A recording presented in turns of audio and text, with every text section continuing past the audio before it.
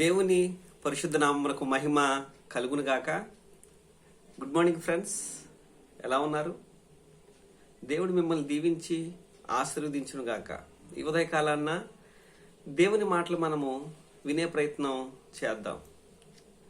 దేవుడు మన దగ్గర నుంచి ఆశించేది ఫలాలు, ఆత్మ ఫలాలు ఆయన ఆశిస్తున్నాడు కనుక మనం ఆత్మ ఫలాలను ఫలించే వారంగా నువ్వు నేను కూడా ఉండాలనేదే దేవుని యొక్క ఆకాంక్ష.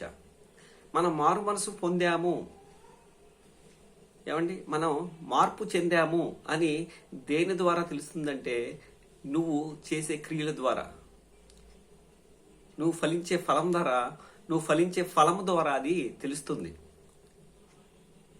అందులో ప్రేమ, సంతోషము, సమాధానము, మంచితనము, విశ్వాసము, సాత్వికము, ఆశ, ఇలాగా అనేక ఫలాలు ఉన్నాయి. అయితే మనము ఈరోజు సాత్వికము అనే ఫలాన్ని గురించి మనం ఆలోచించే ప్రయత్నం, ధ్యానించే ప్రయత్నం చేద్దాం. సాత్వికము అంటే వినయము, విధేయత, మృదువైన, ఇలాంటి పర్యాయ పదాలు ఎన్నో ఉన్నాయి.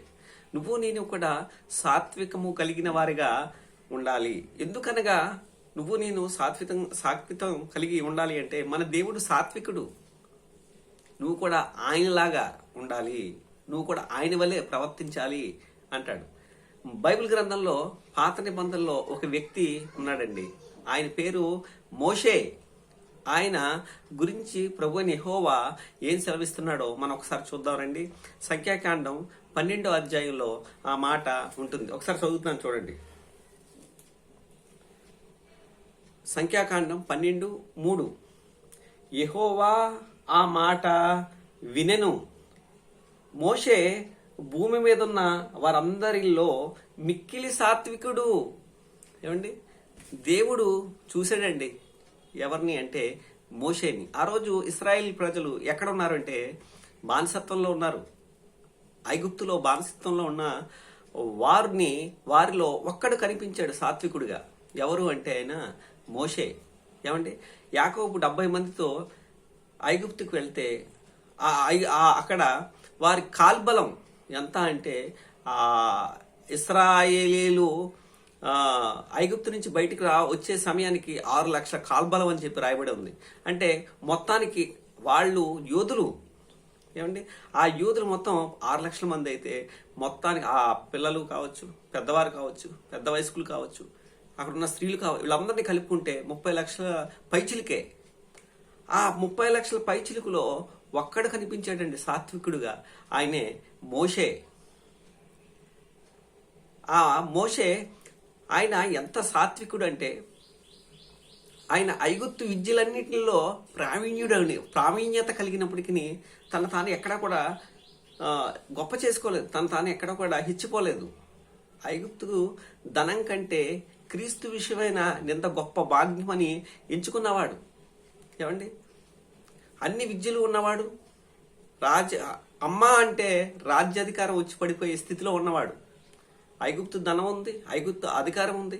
అయినప్పటికీ తన మనసులో ఉన్నది ఏంటంటే దేవుని కోసం ఏదైనా చెయ్యాలి, దేవుని ప్రజలతో శ్రమ అనుభవించాలి అని చెప్పి ఆయన తీర్మానం తీసుకున్నాడు. మరి నువ్వు నేను కూడా ఎవరి వలె? ఈ లోకంలో చాలా మంది దేవుణ్ణి నమ్మిన వాళ్ళు ఉన్నారు, కానీ దేవుణ్ణి నమ్ముతున్నాడా? ఈరోజు ప్రశ్న, నువ్వు దేవుని దృష్టిలో సాత్వికుడుగా ఉన్నావా? మృదు స్వభావిగా ఉన్నావా? నువ్వు మాట్లాడితే మృదువుగా ఉంటుందా, లేకపోతే అవతల వారికి బాధ కలిగించే విధంగా నువ్వు మాట్లాడుతున్నావా? అది నువ్వు ఒకసారి గమనించుకో. వినయ మనస్కుల దగ్గర జ్ఞానము సుఖ నివాసం చేయుచున్నది అని చెప్పి సొలొమోను మహారాజు చెప్తా ఉంటాడు. ఈ ఉదయకాలాన దేవుని చెప్తున్న మాట ఏంటంటే, దేవునికి నీకు ఇస్తున్న సందేశం ఏంటంటే, నేను పరిశుద్ధుడిని, నువ్వు పరిశుద్ధంగా ఉండు. నేను సాత్వికుడిని, నువ్వును సాత్వికుడుగా ఉండు.